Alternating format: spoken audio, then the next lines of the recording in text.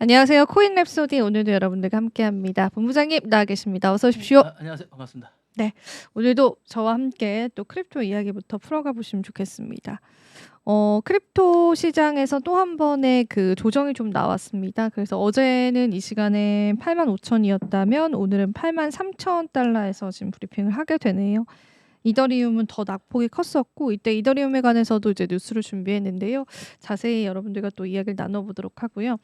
XRP도 이제 하락세를 나타냈고 그다음에 BNB 코인, 솔라나 전반적으로 이제 주요한 코인들이 하락을 했는데 글쎄요. 이제 크립토컨트의 주경 대표가 약세장에 왔다라고 이야기했던 부분들이 다시금 좀 시장에 맞아가는 부분들인지를 확인을 해봐야 될 것 같고 알트가 시즌이 사실 그렇게 되면 이번 랠리에서는 오지 않았던 건데 이제 그렇게 되면은 코인 시장에서 살아남을 수 있는 코인이 이제 얼마나 되겠는가 그런 이야기들도 좀 나오고 있죠.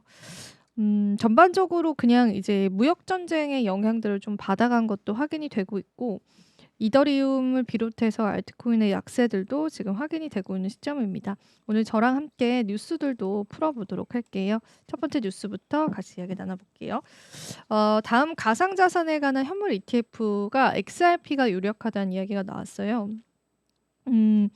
우리가 지금까지 이제 신청된 암호화폐는 XRP도 있었고 그다음에 에이다 코인도 있었고 솔라나 코인도 있었는데 그중에서 이제 XRP가 가장 유력하다 이런 의견이 나왔는데 카이토 보고서라고 해서 이제 많은 분들이 아시는 보고서일 거예요. 그 보고서에 따르면 XRP는 가상자산 현물 ETF 승인에서 가장 유력한 위치에 서 있다라고 하면서 비트코인과 이더리움에 이어서 출시되는 세 번째 가상자산 현물 ETF가 될 것이다라고 밝히기도 했습니다. 분석가들 같은 경우에는 XRP의 유동성과 ETF 관심도 좀 주목을 했는데요. 이 보고서에 따르면 XRP는 주요한 거래소에서 마켓뎁스, 이 마켓뎁스라는 건 오더북상의 시장가 1% 범위 내에 있는 매수와 매도의 주문 총액을 이야기합니다. 이 마켓뎁스가 가장 큰 수준이다라고 하면서 현재 XRP의 현물 ETF의 신청서도 무려 10건이 넘어가는 신청서이기 때문에 가장 유력하다고 내다봤습니다. 물론 이제 언제 승인이 될지 모르지만 승인이 된다면 아무래도 이 XRP가 가장 유력하지 않을까 그런 이야기가 시장에 나왔다라고 보시면 되고요. 그리고 이제 얼마 전에 그 레버리지 ETF가 출시가 됐잖아요. XRP가. 그래서 SEC가 XRP 현물 ETF가 위험하다라는 주장을 만약에 제기를 하면서 그걸 이제 반려시킨다라고 한다면 이미 그 레버리지 상품이 ETF로 나와서 거래 중이기 때문에 그 이야기들 그런 딴지 같은 것들도 설득력을 가져갈 수 없다라고 보고 있는 거죠. 그래서 현물 ETF보다 위험한 레버리지 ETF가 이미 출시됐기 때문에 이 XRP 현물 ETF의 위험성을 근거로 승인을 거절할 가능성이 거의 없다라는 그런 전망들이 제기가 됐습니다. 같이 여러분들이 살펴보시면 좋겠고 그다음에 이제 올해 같은 경우에는 50개 이상의 스테이블 코인 출시가 좀 전망이 되고 있습니다. 왜 그러냐면은 이 가상자산 커스터디 기업인 파이어블록스의 결제랑 네트워크 담당 부사장 같은 경우가 스테이블 코인 시장 선점을 위한 발행사들의 그런 업계 경쟁이 좀 심화될 것으로 보고 있어요. 그래서 왜 그러냐 그 이야기를 살펴보니까 최근에 유럽의 가상자산 규제 법안인 미카가 구축이 되면서 테더가 유럽 내에서 퇴출될 수 있다 이런 이야기가 좀 나왔잖아요. 그래서 이 많은 업체들이 이제 미카라는 부분에서 테더가 퇴출될 수 있다. 그 규정에 맞지 않으면 그런 악재를 얻어가면서 미국 쪽에 가는 이제 규제 움직임들, 그러니까 스테이블코인을 육성시키려고 하는 그런 이제 움직임들 그런 것들 때문에 이 은행과 결제 업체들의 스테이블코인 산업에 대한 관심도가 굉장히 좀 높아진 상황이라고 합니다. 사실 로빈후드랑 리플 XRP, 레볼루트 등이 이미 스테이블 코인 시장에 들어오기도 했었잖아요. 그래가지고 올해 말까지 예상하기로는 약 50개 이상의 스테이블 코인이 출시되지 않을까 그렇게 보고 있고요. 은행들도 올 상반기 중에 관련 계획을 수립하고 또 내년에는 스테이블 코인 시장에 본격적으로 진입할 수 있다. 그렇게 덧붙이기도 했습니다. 이것도 여러분 체크해 보시고요. 지금 솔라나가 되게 약세예요. 저희가 아까 시세를 봤었는데 4%가량 하락을 하고 있죠. 근데 이제 솔라나 쪽에 관해서 다시 상승을 할 수 있을까? 이런 이야기가 좀 나오고 있는데 어떤 내용일지 좀 살펴볼게요. 솔라나 기반의 밈코인이 거래량 급증과 함께 다시 상승세를 타고 있다고 비임코르토가 전했는데요. 한동안 침체됐었던 시장이 회복세를 좀 보여주면서 주요 밈코인 대부분 가격이 상승하고 있다고 전했습니다. 근데 물론 지금 아시아 증시 개장하면서 저희 녹화 시간 기준으로는 이렇게 상승 탄력을 나타내고 있진 않아서 그거는 이제 여러분들 같이 체크를 해보시고요. 펌프펀이 출시한 신규 탈중앙화 거래소 펌프스왑도 거래량 증가세를 보이고 있는데요. 해당 플랫폼은 솔라나 DEX 시장의 14%를 점유를 했고 15일 하루 거래량은 전일 대비해서 50%가량 증가를 했습니다. 디파이 라마의 데이터에 따르면 3월달 큰 폭으로 줄었던 솔라나의 DEX 거래량도 회복세를 겪고 있다고 합니다. 사실 얼마 전에 그 BNB 코인이 조금 주목을 받으면서 이 BNB 쪽, 그러니까 바이낸스 쪽 BNB 체인에 관해서 네트워크가 활성화되면서 솔라나가 조금 물러나는 게 아니냐 이런 이야기가 나왔는데 다시금 이제 거래에도 회복세가 좀 접어들고 있다고 해요. 그래서 요게 이제 플랫폼에만 국한된 건 아니고요. 개별 밈코인 역시도 가격이 강한 상승세를 보여주고 있고 최근 일주일간 상위 10개의 밈코인 자체가 두 자릿수 상승률을 기록을 했습니다. 사실 이제 트럼프 코인도 상황이 좋진 않은데 그래도 좀 단기적으로 시세를 봤었을 때는 상승의 국면들을 보여줬기 때문에 좀 이러한 또 상황들이 좀 연출이 될 가능성이 크다. 우리가 그렇게 좀 이해를 해보면 좋을 것 같아요. 자, 이번에는 이제 도지코인 이야기도 오늘 제가 준비를 했는데요. 도지코인 반등에 관한 이야기들도 좀 시장에 나오고 있습니다. 이 반등 0.70달러를 향한 두 가지의 시나리오가 나왔다라고 하는데 더 크립토 베이직에 따르면 도지코인이 최근 0.161달러에서 저항선 돌파를 좀 시도하고 있는데요. 매수세 부족으로 16일 0.155달러까지 하락을 했습니다. 최근 14일 동안 10% 이상 하락을 했고 분석가들은 이제 도지의 장기적인 반등 가능성을 제시하고 나섰다라는 분석 나왔습니다. 더 크립토 베이직은 트레이딩부의 사용자의 분석을 통해서 도지코인 자체가 요 상승 채널 위에서 움직이고 있다. 그렇게 분석을 했고요. 두 가지의 주요 시나리오를 제시를 했는데 어떤 시나리오인지 제가 체크를 해드릴게요.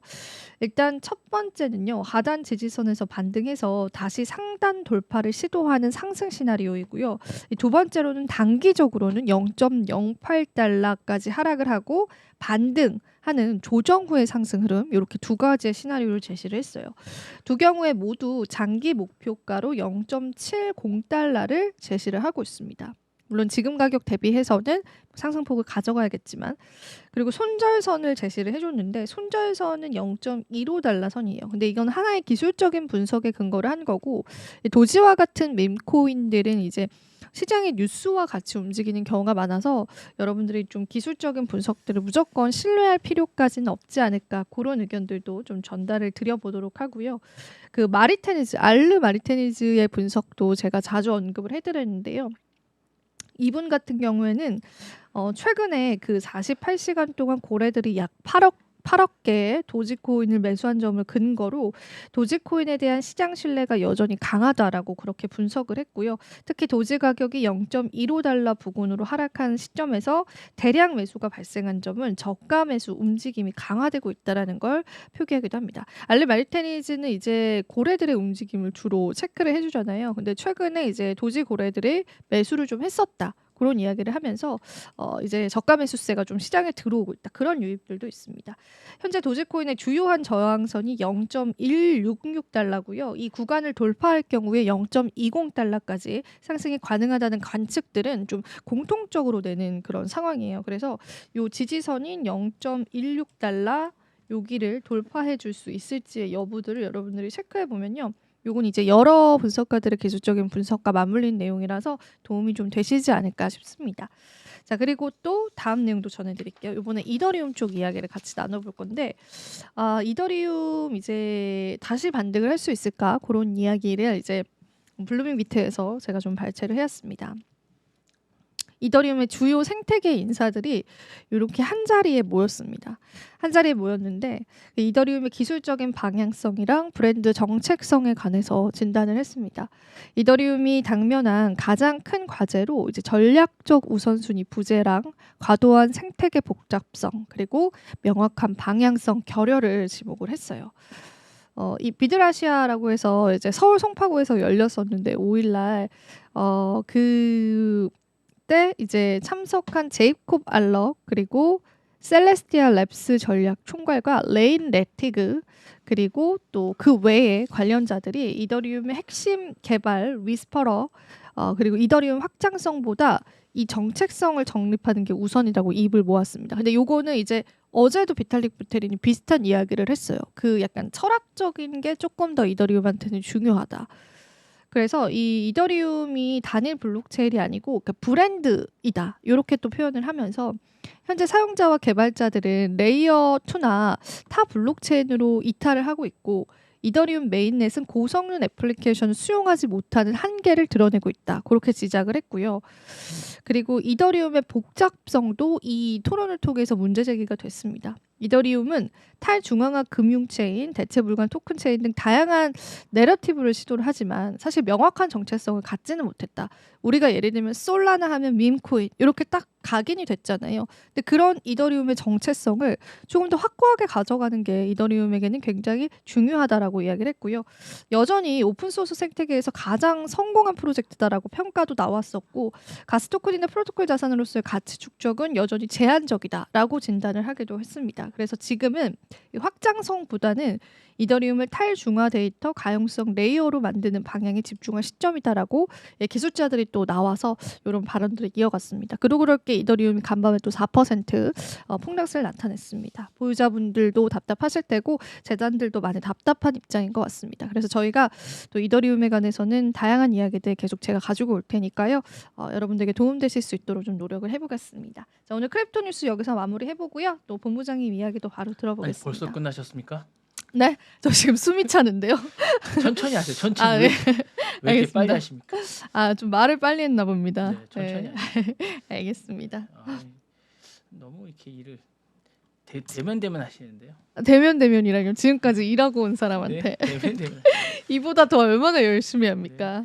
대면 하시는. 서울경제TV에서 제일 일 열심히 하는 탑2 아니에요? 본부장님이랑 저랑? 아닙니까? 대면 하시는. 네. 자, 이제 다 나온 소식인데 이제 일단 뭐 제가 이제 처음 소식을 좀 전해드리겠습니다. 일단 제가 볼 때는 이제 이 소식을 제가 이제 아침에 좀 보고 약간 생각이 좀 많이 들었습니다. 그러니까 오픈 AI가 이걸 왜 안 할까 계속 생각을 했었거든요. 기본적으로 소셜 플랫폼을 만들지 왜 않을까라는 생각을 계속 했었는데 드디어 만들겠다고 선언을 했습니다. 오픈 AI가 이제 소셜 플랫폼을 만들겠다라고 생각했고 AI는 사실은 이제 OS라는 생각을 저는 예전부터 많이 했어요. 그러니까 기본적으로 OS라는 생각을 많이 했고 사실은 단순한 어떤 뭐 검색 창이라든가 게이트가 아니라 플랫폼이라는 생각을 많이 했기 때문에 어쨌든 일로 가게 될 거라는 생각은 많이 했습니다. 그래서 이거와 전체적으로 어떤 놀이터가 될 거라는 생각을 했기 때문에 이쪽으로 가는 게 맞다고 생각을 했는데 오픈 AI가 어쨌든 이걸로 가겠다라고 얘기를 했었고 이걸로 가게 되면 저는 이제 이 시장은 다 점령되지 않을까라는 생각을 합니다. 그래서 이렇게 됐을 때 이제 메타와 X가 어떻게 될지 잘 모르겠습니다. 이 시장을 어떻게 장악하게 될지 잘 모르겠고 오픈 AI가 내놓는 소셜 플랫폼은 또 어떤 건지 잘 모르겠어요. 상당히 기대가 되는데 어쨌든 이걸 내놓겠다라고 얘기를 했었고 일단 이미 AI 기업에 존재하는 SNS 플랫폼 강력한 게 있죠. 사실 뭐 X는 그렇게 중요치 않은 것 같고요. 메타가 이제 있습니다. 그 메타가 지금 해체 위기가 좀 있죠. 그래서 해체 위기가 있어서 이게 지금 어떻게 될지는 잘 모르겠는데 이 부분이 이제 얘기했고 오픈 AI가 자체 소셜 네트워크를 만든다는 건 사실은 이제 지금 실시간으로 많은 걸 딥러닝이 돼 있다는 채널이 있고 사용자가 일단 기본적으로 주간 사용자가 10만 명이 돼 있다는 겁니다. 사실은 전 세계 사용자가 어쨌든 10% 이상 된다는 얘기인데 이건 엄청난 사용자가 지금 있다는 겁니다. 그러니까 기본적으로 회원수가 그 정도 된다는 얘기이기 때문에 미래에 이제 어쨌든 핵심 자산을 분명히 가지고 출발하는 거기 때문에 다른 어쨌든 SNS 어떤 플랫폼하고는 다른 그런 케이스. 그래서 상당히 이제 행동 데이터라든가 이런 것들이 엄청나게 많기 때문에 저는 상당히 의미하는 바가 많고 이게 어쨌든 수직 상승할 가능성이 상당히 높으니까 일단 시작하면 제가 볼 때 메타 정도와 싸우게 되지 않을까라는 생각이 들고 1, 2위를 바로 하게 될 것 같은 그런 생각이 들고 이게 되면 저는 이게 어떻게 될지 잘 모르겠어요. 이게 만약 딱 만들면 바로 이게 독립되는 플랫폼이 생겨나지 않을까라는 생각이 듭니다. 이게 어떻게 만들어질지 모르겠지만 바로 또 하나의 기업이 만들어지지 않을까라는 생각이 듭니다. 그래서 이게 이제 그 기사를 제가 어디서 봤는데 이게 약간 말장난이긴 한데 빌트를 하느냐 바이를 하느냐 이런 얘기를 하더라고요. 어느 걸 하나 사느냐 만드느냐 이런 건데 빌트를 하는 것 같습니다. 그래서 일론 머스크의 노골적인 충돌이 또 하나 있는 게 아닌가라는 생각이 들면서 데이터 사용자와의 어떤 그런 충돌이 있는 것 같은데 사실은 좀 기대가 될 것 같은 생각이 좀 들면서 엄청난 효과가 있을 것 같고요. 요게 이제 AI가 더 이상 미래의 알고리즘 싸움이 아니라 사용자 데이터를 줘서 플랫폼 전쟁이 되는 것 같은 그런 생각이 들면서 모델에서 미디어로 판을 바꾸는 그런 전쟁을 이제 시작하는 것 같습니다. 그래서 재밌을 것 같습니다. 그래서 어떤 걸 내놓을지 언제 어떻게 하겠다는 건 없고요.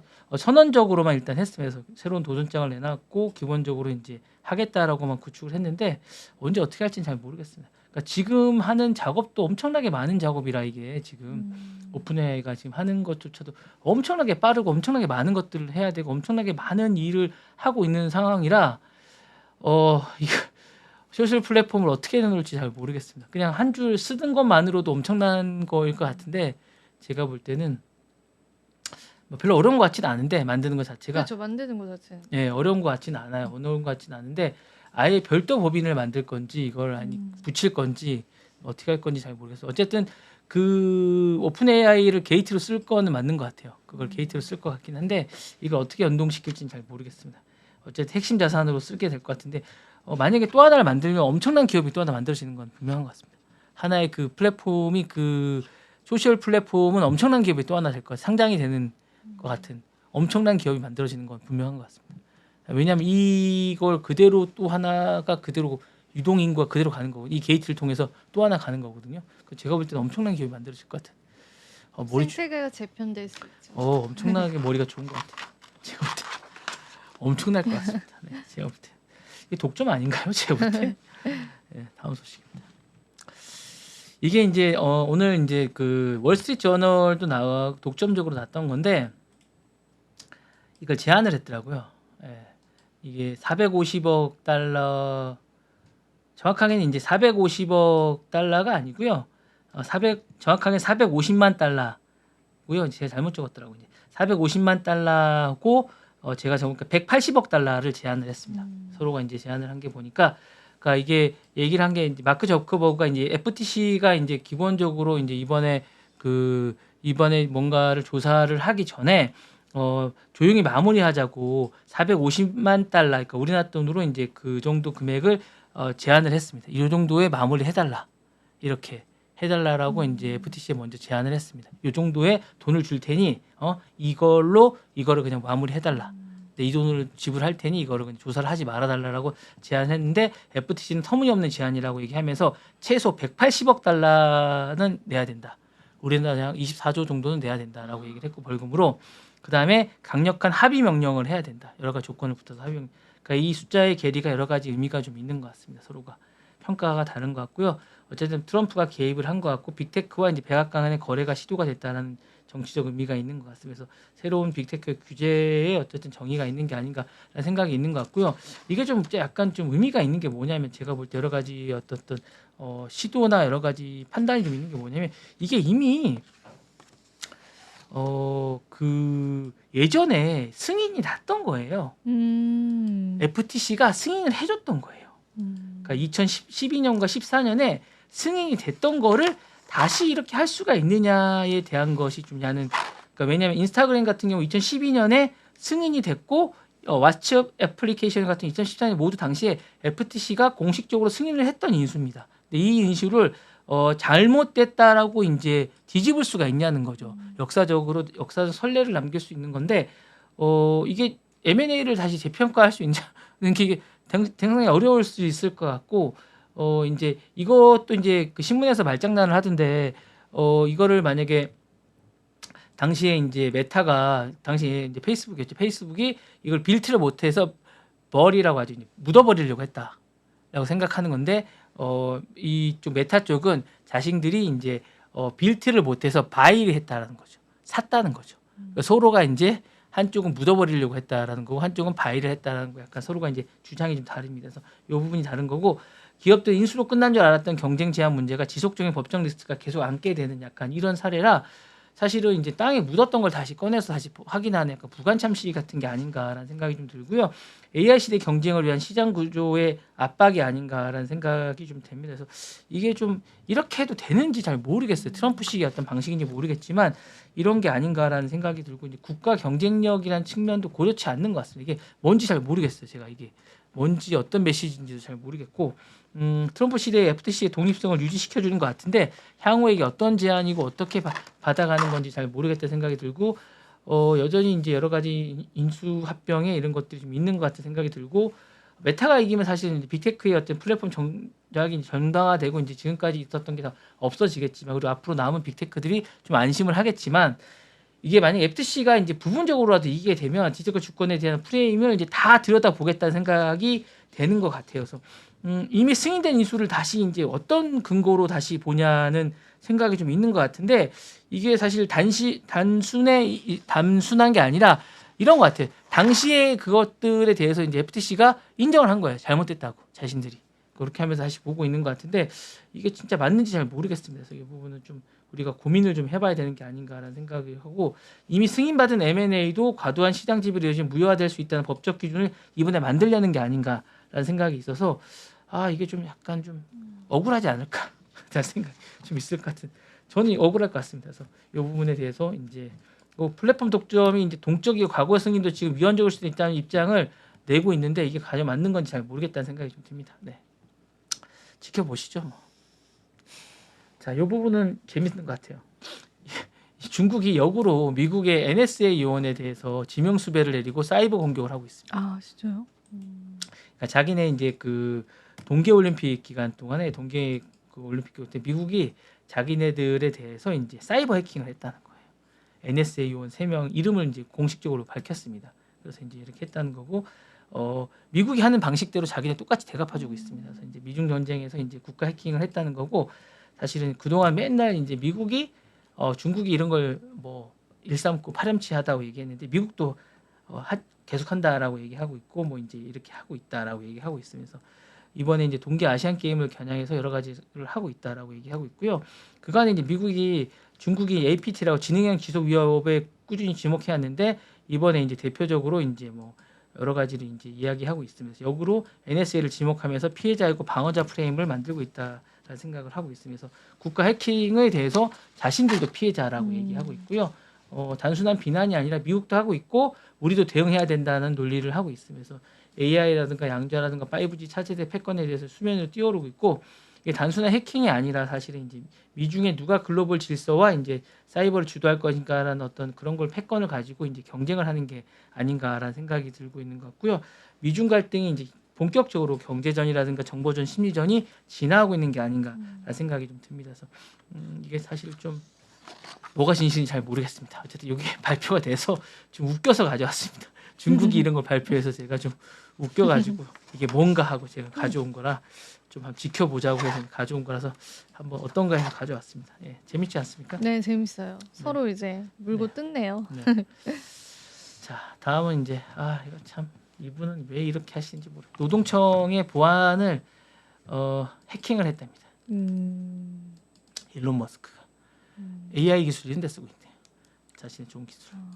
그래서 이제 도지부가 노동청 시스템 침투해서 이 부분에 대해서 이제 폭로를 내부가 이제 그러니까 휘슬플로라고 그러죠. 이제 양심 있는 사람이 그걸 고백을 했어요. 그래서 이제 양심 고백을 해서 전통적으로 노동청에 있는 걸 이제 관련 정책을 이제 시도를 했고 이 부분을 했고 민감 노동자 정보를 정치적으로 악용했다라고 얘기를 합니다. 그래서 민주적 감시 체계를 약화시키고 이 부분을 한 거고요. 이번 사건이 좀 중요한 건 사실 이제 그 약간 이 부분에 대해서 이제 집착을 버리지 않는다는 거죠, 이분이.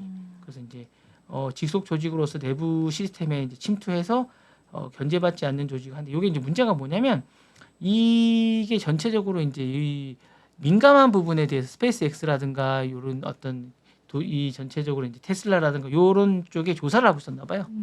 이런 부분에 뭘 하고 있는지를 이제 하고 있었는데 이 부분에 관해서 저지한 거군요. 네네. 이 부분에 대해서 이제 많이 했나 봅니다. 그래서 이 부분을 저지하기 위해서 이제 많이 들여다보고 있는 게 아니었나라는 생각이 들고 이게 사실 이제 미국이 뭐 맨날 그 탄압한다고 중국에 내는데 막 했는데 사실은 글로벌 신뢰 정보 중국화 돼가고 있는 게 아닌가라는 생각이 좀 들면서 세계 정보 질서의 규범자 역할을 해왔는데 지금 하는 거 보면 중국 못지않게 지금 하고 있으면서 개인정보 보호라든가 사이버 투명성, 인권 이런 걸 하나도 중국 정보 통제 방식과 다를 바 없다 생각이 듭니다. 미국이 보면 요새 어디까지 할 수 있는지를 보고 있는 생각이 들고요. 미국 내 어떤 정보 체계라든가 이게 장기 분열 이런 게 거의 비슷하게 가는 게 아닌가, 좀 배우는 게 아닌가라는 생각도 듭니다. 그래서 좀 이제 이렇게 지켜봐야 될 것 같은 생각이 좀 듭니다. 네. 이거 오늘 잘 하셨어요? 2단권? 이건? 네. 제가 그거 했어요. 설명 좀 해주세요. 이거. 이게 네. 투자를 미국에 약속을 했고 바로 다음 날 네. 갑자기 수출을 제한시키겠다 네네. 이렇게 이야기를 하면서 그것도 오늘 아침이었어요, 여러분. 네네. 그러니까 장이 끝나고 갑자기 발표를 했어요. 그래서 시간외에서 주가가 이제 급락을 했거든요. 근데 뭐 명분은 그렇습니다. 보안과 안보 때문이다. 그러니까 미국의 명분은 그런 거죠. 근데 이렇게 되면은 보세요. 젠슨항이 어쨌든 무언가를 내주고 받은 거잖아요. 네네. 근데 이렇게 되면은 누가 트럼프를 신뢰할 수 있겠어요? 네네. 아니에요, 본부장님? 맞습니다. 네. 음. 맞죠. 예. 그렇죠. 네. 그 의견은 어떻게 생각하세요? 그럼 트럼프 암이죠. 그러니까 이게 제가 얘기했잖아요. 그러니까 사기업을 본인은 국가의 어떤 그런 방산업체처럼 생각을 하고 있다니까요. 이 제가 볼 때 AI를 마치 국가의 어떤 그런 기성물처럼 생각하고 있던데. 약간 그런 건가 봐요. 딜용의 네네네네네. 그 뭔가 뭐라고 표현해야 되죠? 이거를 미끼? 네네. 미끼면서 협상 도구로 생각하고. 네, 약간 도구인 거죠. 네네. 예, 약간 그런 거. 젠슨항은 황당할 것 같습니다. 지켜보고 있는 거 같아요. 그냥 일단 뭐 그쵸. 왜냐하면 이게 계속 바뀔 수 있으니까 그게 이분은 바뀔 수 계속 있죠. 바뀌니까 네. 그렇게 하고 있는 것 같아요. 그래서 이제 막 그런 것 같고 이제 AI 디퓨전 룰스를 이제 어쨌든 상무부가 이제 발표를 했습니다. 오늘 아침에 발표를 했고 이거에 의해서 이거를 이제 갑작스럽게 막아서 어쨌든 전체 매출이 지난해 기준으로 보면 한 15억 달러 정도. 근데 지난주에는 로이터에서 보내주신 뉴스로 네. 이제 풀었다고 했잖아요. 그게 네. 오보였던 거예요, 그러면? 어떤 거요? 지난주에는 H20을 네. 수출 제한을 해제했다. 아니 해체하기로 이제 합의만 했다. 예, 하기로 했다. 근데 오보였던 건 그러면서 아니었고요. 급하게 이제 공장을 짓겠다고 발표를 최근에 한 거예요. 조용히 있다가 제가 이제 그쵸? 그때 말씀드렸듯이 네. 약간 히토류에 약간 빡이 친 것 같아요. 그러죠. 화가 난 것 같아요. 이거 화가 났다. 네, 화가 난 거. 화가 났다. 화가 났는데 이제 네. 그거에서 이제 서로가 이제 맞물려 있는 거죠. 히토류가 되게 예민한 광물이거든요. 그럼요. 미국에 반도체에도 많이 들어가잖아요. 거의. 반도체도 반도체인데 무기에 들어가요. 무기에도 들어가죠. 무기에 아주 핵심적인 거예요. 음. 모든 무기에 뭐 스트레스라든가 이런 거에 작지만 필수적인 광물이에요. 그러니까 그게 없으면 못 만들어요. 그러니까 총은 만들어놨는데 총알이 없는 거예요. 그러니까 쏠 수가 없는 거예요. 그러니까 띄울 수가 없는 거예요. 그러니까 스텔스에 뭔가를 이렇게 뭐 방어 체계라든가 이럴 때 꼭 들어가야 되는 광물이. 그런데 H20이 협상의 도구가 될까요? 되죠. 되나요? 왜냐하면 지금 160만 개의 H20에 대한 거를 해야 되는데 그게 없으면 그 발전이 안 돼요. 그러니까 중국 입장에서는 H20이 되게 중요한 거예요. 되게 중요한 거예요. 지금 그거를 발주가 안 되면 더 이상 뭔가를 더 이상 할 수가 없는 거예요. 왜냐하면 그 요구하는 데가 되게 많으니까 그거를 다 끌어모을 수가 없어요. 예. 그리고 이제 그거를 지금부터 굴기로 해서 받는다? 불가능합니다. 왜냐하면 그 제재를 이렇게 그러니까 그거를 밀수로 해서 160만 개를 끌어모은다? 불가능합니다. 쉽지 않죠. 네네. 본격적으로 만들어줘야 되는데 그리고 이제 기본적으로 엔비디아는 공장이 외부에 많지가 않아요. 그게 그리고 TSMC도 계속 관찰 대상이기 때문에 TSMC도 이번에 피해 많이 볼 것 같더라고요. 쉽지가 않아요. 그래서 이제 그런 부분이 쉽지가 않아서 쉽지가 않습니다. 그래서 사실은 제가 볼 때 이제 GPU 가격 많이 올라갈 것 같아요. 그래서 이제 그럴 것 같고 그게 서로가 서로의 약점을 잘 아는 거죠. 근데 제가 볼 때는 히토류는 그렇게 큰 약점은 아닌 것 같아요. 왜냐하면 약간 이게 석유 같은 것 같아요. 히토류가 미국에도 많이 매장돼 있어요. 근데 이제 개발할 때 이제 환경 파괴 이런 문제들이 그러니까 이런 그러니까 석유 같은 거. 그러니까 석유를 미국에 많이 매장이 돼 있어요. 그러니까 석유를 많이 매장돼 있지만 많이 뽑지를 않아요. 왜냐하면 나중을 위해서 미국이 많이 미국에도 많거든요. 그런 건 히토류도 그렇긴 한데 근데 이제 많이 하지 않는데 이제 하게 되면 하죠. 필요하면 하죠. 그러면은 그러면 그냥 거기서 만들면 되잖아요. 근데 미국에서. 최악의 경우에 만들겠죠. 최악의 최악의 경우에 만들겠죠. 근데 이제 굳이 뭐 지금 근데 하고 싶지 않은 거죠. 예. 그리고 이제 그 나라에서 이제 할 필요성을 별로 못 느끼는 거죠. 예. 그런 생각이 좀 있는 것 같고, 그다음에 정제 기술이 한 시간이 좀 걸려요.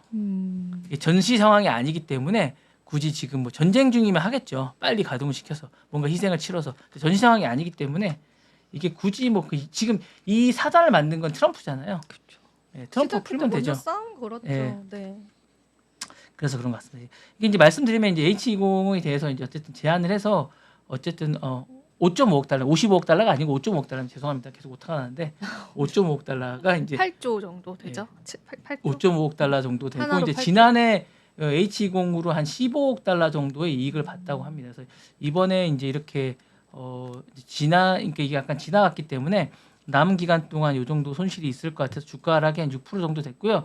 나머지 기업들 AMD라든가 브로드컴이라든가 퀄컴도 이제 같이 하락이 됐습니다. 그래서 이런 부분이 하락이 되면서 될 것 같고 뭐 굴기가 있을 것 같고 자체 개발이 있을 것 같다. 근데 전 쉽지 않을 것 같은 생각이 듭니다. 이게 사실은 이 AI 칩을 개발한다는 것 자체가 그렇게 쉽게 바로 될 것 같은 생각은 들지가 않기 때문에 쉽지는 않을 것 같아요. 왜냐하면 하웨이가 계속 개발한다고 하지만 AI 칩을 그동안 신제품들이 에센트라든가 이런 것들이 이제 계속 개발됐다고 하는데 신제품이 잘 나오지가 않아요.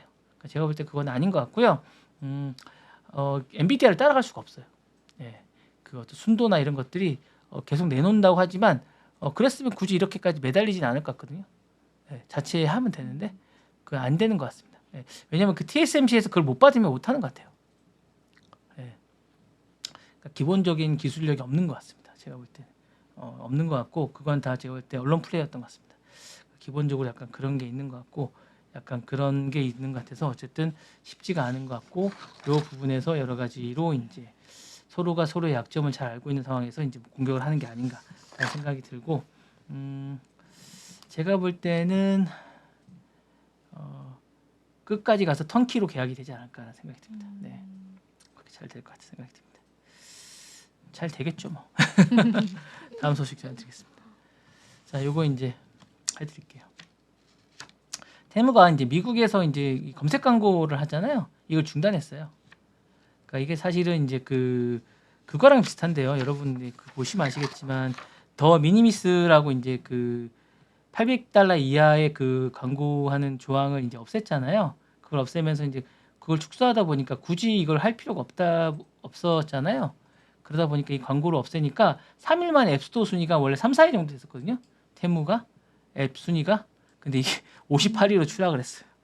이 어느 정도의 어쨌든 이 큰지를 검색 광고 순위가 큰지를 알게 될 것 같고 트럼프 이기의 어떻든 강경 대중국 정책이 어쨌든 이게 얼마만큼의 한 기업의 순위를 왔다 갔다 하게 하는지를 알 수 있으니까 위시만큼 확 떨어졌습니다. 그래서 이렇게 됐고 이제 이게 통관 허가를 축지시키면서 이제 폐지를 했습니다. 광고를 안 하게 되면서 이제 58위로 3일 만에 떨어졌고 이제 더 떨어질 겁니다. 100위 밖으로 떨어질 가능성이 높고요. 광고를 통한 과도한 노출이 이제 규제 기간에 어쨌든 표적이 되면서 조용히 철수하게 됐는데 어쨌든 이게 확 떨어지게 됐고요. 사실은 이게 이제 어쨌든 향후에는 이제 이게 존재조차 없어지지 않을까라는 생각이 들면서 이제 어쨌든 테무가 미국 자체의 광고 없이 대부분 상품을 중국에서 배송하는 구조였는데 이제 이 경로가 고비용 리스크 구조로 바뀌면서 이제 요게 못하게 됐고 그 동안은 이제 이게 광고가 이제 우리가 어쨌든 뭐 이렇게 뜨는 거 아닙니까? 그러니까 안드로이드 기반의 어쨌든 그 광고가 뜨면 그거를 이제 캐치해서 이제 많이 구독을 했었는데 요게 이제 안 되게 된 겁니다. 전략적으로 안 되게 되면서 이제 많은 앱 하락이 된 단순한 누수가 아니라 이게 디지털 통상 질서가 재구성됐다라는 생각이 좀 드는 거고요. 플랫폼 기반의 글로벌 확장 구조 리스크가 노출했다는 얘기가 좀 될 것 같고요. 이제 더 이상 이제 취약 구조가 공식화된 게 아닌가라는 생각이 들면서 이게 종속도란가 이런 가지가 이제 향후에 이제 변화가 있을 것 같은 생각이 좀 듭니다. 그래서 여러 가지로 이제 여파가 좀 있을 것 같고요. 중국 앱들이 이제 이런 거에 대해서 여러 가지로 이제 확장이나 이런 전략을 재검토할 때가 된 게 아닌가라는 생각이 듭니다. 그래서 이런 부분이 되면서 이제 향후에 여러 가지 변화가 좀 있을 것 같아요. 미국 내에서 여러 가지 변화가 있습니다. 디지털 마케팅이라든가 이커머스 전략이라든가 어쨌든 플랫폼 의존성이라든가 이런 것들 지표라든가 이런 것들이 많은 변화가 있지 않을까라는 생각이 들면서 이런 테무 사태는 사실상 광고 실패가 아닌 플랫폼 주권이라든가 미국 통상의 어떤 질서 리셋이라든가 이런 변화의 어떤 서막이 아닐까라는 생각이 들고요. 트럼프의 어떤 관세 정책 하나가 어쨌든 기업 하나에 어떤 많은 변화를 주는 게 아닌가라는 생각이 좀 듭니다. 그래서 이게 이제 어쨌든 이 커머스도 이제 우리도 이런 부분에 대해서 좀 대비를 해야 되지 않을까라는 생각이 좀 듭니다. 그래서 이걸 보면서 정말 변화가 많구나 세상이 이런 생각이 좀 듭니다. 이게 정말 변화가 많은 생각이 듭니다. 그래서 이게 좀 우리나라도 곧 오지 않을까라는 생각이 듭니다. 네. 네, 제가 준비한 사항은 여기까지입니다. 네. 네, 오늘도 랩소디 다양하게 여러분들과 이야기 나눠봤습니다. 같이 생각해볼 수 있었던 시간이 되셨기를 바라고요. 저희는 또 내일 인사드릴게요. 오늘도 시청해주신 여러분 고맙습니다. 감사합니다.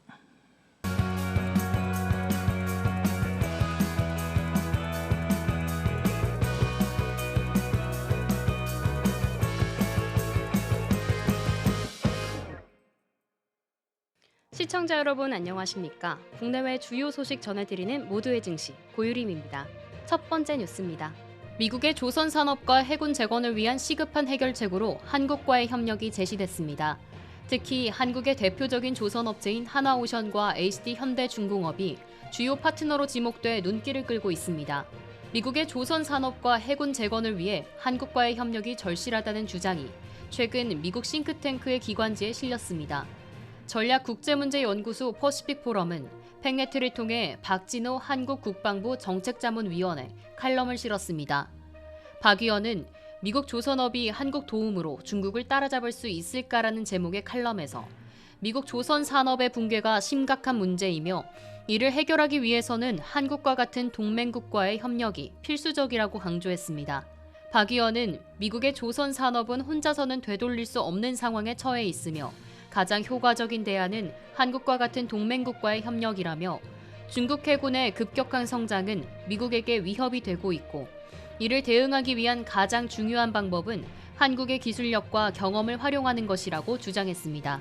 그는 특히 중국 해군은 2030년까지 미국 해군보다 훨씬 많은 435척의 군함을 보유할 것으로 예상되며 미국 내 조선수는 1980년대 초 300개를 넘었지만 현재는 20개 미만이라고 언급하며 미국의 조선 산업이 한때의 영광을 되찾기 위해서는 제도적 변화와 한국과의 협력이 필수적이라고 강조했습니다.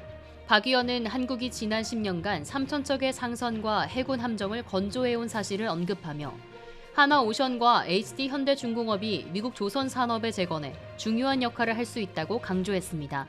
특히 하나오션은 필리핀 조선소를 인수하여 미국 해군을 위한 유지, 보수, 정비를 담당하고 있으며 HD현대중공업은 미국 테라파워와 협력하며 소형 모듈 원자로 추진, 선박 개발에 최대 2억 달러를 투자할 계획입니다. 또한 하나오션과 HD현대중공업은 이지스 전투 시스템 등 자체 개발 기술로 한국 최초의 완전 전기 추진 구축함 건조를 협력하는 방안을 논의 중이라고 전했습니다. 박 위원은 또한 한미 조선업 협력이 중국의 해상 활동을 억제하는 데 효과적일 뿐만 아니라 인도태평양 지역 내 연합해군 작전 능력을 조정하는 데도 유리할 것이라고 분석했습니다. 이를 통해 일본을 포함한 한미일 3국의 안보 협력 프레임워크를 새롭게 구성할 수 있을 것이라고 보입니다.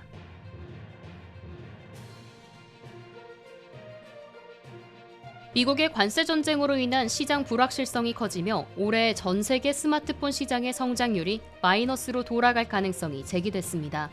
16일 시장 조사기관 카운터포인트 리서치의 잠정 집계에 따르면 2023년 1분기 전 세계 스마트폰 출하량은 전년 동기 대비 3% 성장했습니다.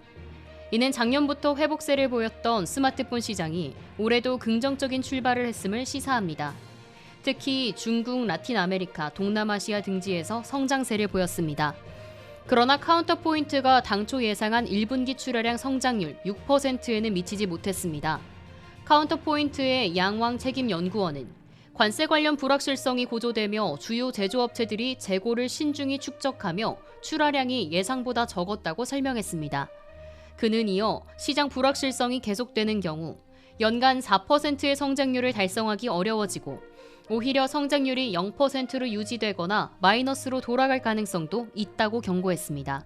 1분기 출하량 집계에서 삼성은 20%의 점유율을 기록하며 1위 자리를 탈환했습니다. 삼성은 갤럭시 S25 시리즈와 새로운 A 시리즈 출시로 출하량이 증가하며 1위로 복귀했으며 지난해 4분기에는 애플에 밀려 2위로 떨어졌습니다. 애플은 일반적으로 1분기 신제품을 많이 출시하지는 않지만 올해는 아이폰 16E를 출시하며 일본 등 일부 시장에서 점유율을 확대한 것으로 나타났습니다. 출하량 기준으로 애플은 2위를 차지했으며 실적은 역대 1분기 사상 최대치를 기록했습니다. 중국의 샤오미는 작년 동기 대비 2% 성장하며 시장 3위를 유지했고 화웨이는 이번 분기 가장 높은 성장률을 기록했습니다. 카운터포인트는 중국 기업들의 강력한 내수 시장과 소매 채널 확대, 제품 포트폴리오 다변화가 주요 성장 요인으로 작용했다고 분석했습니다.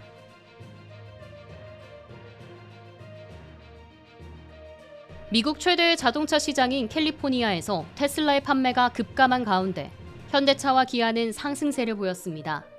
특히 전기차 시장에서 현대차와 제네시스는 두각을 내고 있으며 테슬라는 점유율 감소가 지속되고 있는 상황입니다.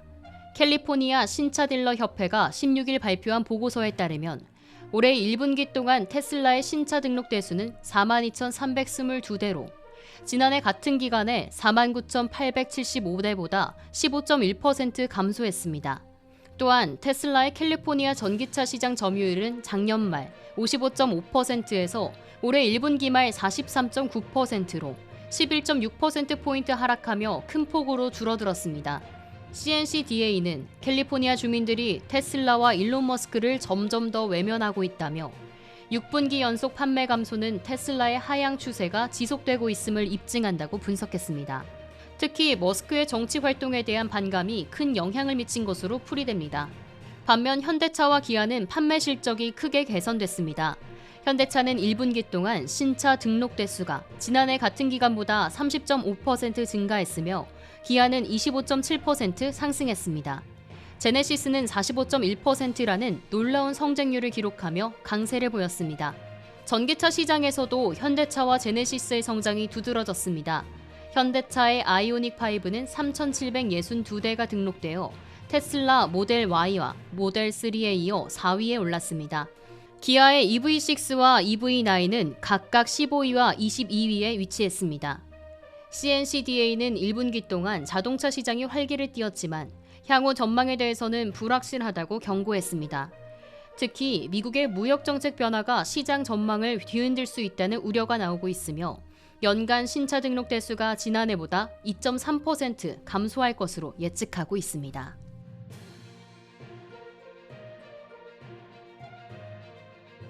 삼양식품의 시가총액이 처음으로 7조 원을 넘어서며 주식시장에서 큰 주목을 받고 있습니다. 16일 유가증권 시장에서 삼양식품의 종가는 93만 2천 원으로 전거래일 대비 1% 상승하며 사상 최고가를 기록했습니다. 장중한 때 97만 원을 넘어서는 등 주가는 100만 원을 넘볼 가능성도 제기되고 있습니다. 이날 기준으로 삼양식품의 시가총액은 7조 208억 원에 달하며 이는 지난해 10월 식품 대장주에 오른 이후 빠른 성장을 보여주고 있습니다. 삼양식품의 시가총액은 CJ제일제당 시총의 2배인 3조 5천억 원대와 비교해 큰 차이를 보이며 최근 6개월 사이에 크게 성장한 결과입니다. CJ제일제당은 최근 주가가 24만 원대까지 떨어진 반면 삼양식품은 계속해서 상승세를 이어가고 있습니다. 라면업계 1위인 농심과 비교해도 삼양식품은 시가총액에서 큰 차이를 보이고 있습니다. 농심의 시가총액은 약 2조 5천억 원, 주가는 40만 원 수준에 머물고 있는데 일부에서는 농심의 주가가 삼양식품에 비해 부진하다는 비판도 제기되고 있습니다. 삼양식품의 시가총액은 유가증권 시장에서 59위로 아모레퍼시픽, LIG 넥스원을 넘어섰고 한국항공우주, 대한항공, HD 현대마린솔루션, 한화시스템 등의 상장사를 바짝 추격하고 있습니다. 삼양식품의 전체 매출에서 80% 이상을 차지하는 수출 부문은 1분기 실적 기대감을 높이고 있으며 지난 10일 발표된 미국의 상호관세 90일 유예 발표 후 주가는 급등했습니다. 이에 따라 증권가에서는 삼양식품의 목표 주가를 110만 원으로 제시하고 있습니다. 유안타증권 손현정 연구원은 삼양식품의 수출 부문이 고성장하고 있으며 밀양 2공장이 예정대로 하반기 생산에 돌입하면 유럽 시장에서도 큰 성장이 기대된다고 전망했습니다. 또한 삼양식품의 1분기 연결 기준 매출은 30.8% 증가할 것으로 예상되며 영업이익도 27.2% 증가할 것으로 보입니다.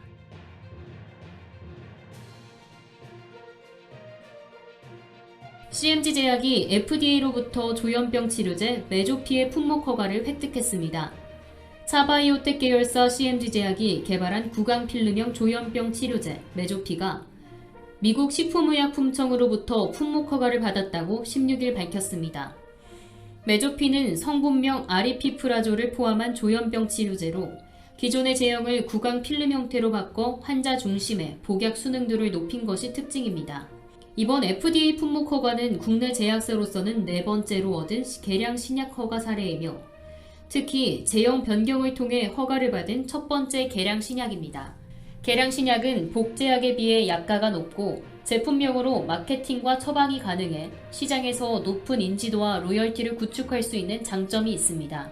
CMG 제약은 메조피의 구강필름 제형을 선택한 이유에 대해 조현병을 비롯한 정신질환 환자들이 자주 복약을 거부하거나 자의적으로 약을 중단하는 문제를 해결하기 위해 물 없이 복용할 수 있고 입에서 쉽게 녹는 제형으로 환자 수능도를 높일 수 있다고 설명했습니다.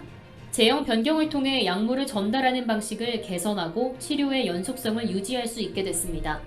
CMG 제약은 5년 전인 2019년 12월 FDA에 품목 허가를 신청했으나 해외 원료 공장에서 발생한 타사 제품의 불순물 이슈와 코로나19 팬데믹 등의 영향으로 보안 실사가 지연됐습니다. 그러나 지난해 10월 다시 품목 허가를 신청하고 6개월 만에 시판 허가를 받았습니다. CMG 제약은 메조피의 미국 시장 출시 시점을 내년 상반기로 예상하고 있으며 이를 위해 하반기까지 현지 유통 파트너를 선정할 계획입니다. CMG 제약은 미국 시장 진출 5년 이내에 연간 1,000억 원 이상의 매출을 목표로 삼고 있습니다. 이주영 CMG 제약 대표는 글로벌 기업과의 긴밀한 협력과 실무 역량을 바탕으로 중견 제약사 최초로 FDA 개량 신약 품목 허가라는 성과를 이뤄냈다며 미국 시장에서 메조피의 우수성을 입증한 뒤 글로벌 시장으로 진출할 계획이라고 밝혔습니다.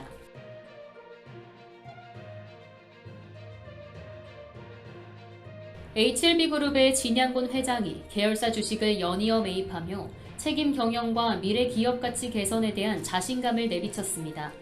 가남신약 리보세라닙의 FDA 심사 결과에도 불구하고 그룹의 주주들과의 신뢰를 강화하는 행보가 이어지고 있습니다.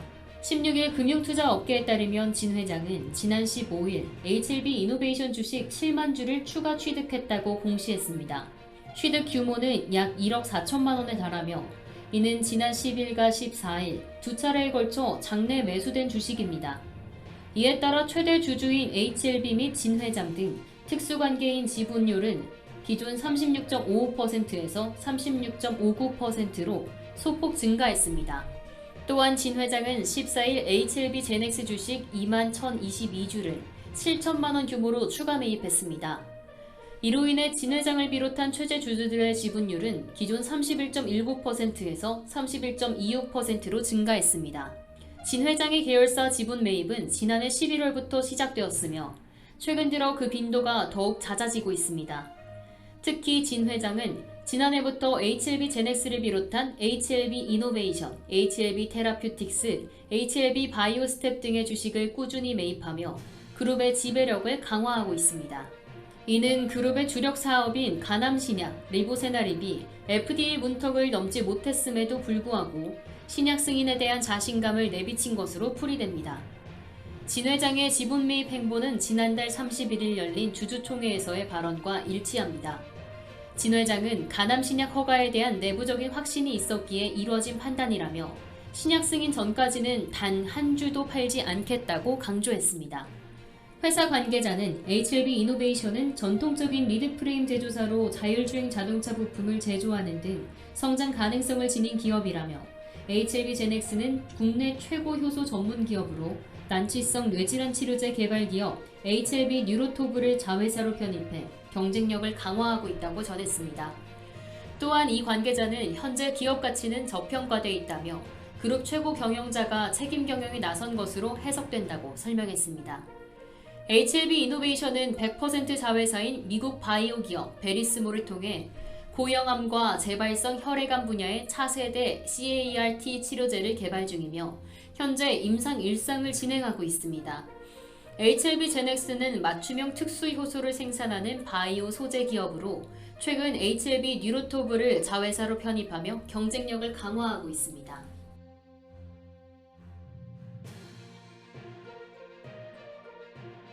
이상으로 모두의 증시 마칩니다. 본 방송에서 제공해드리는 정보는 투자 판단에 대한 조언일 뿐 해당 자산의 가치와 상승을 보장하지 않습니다.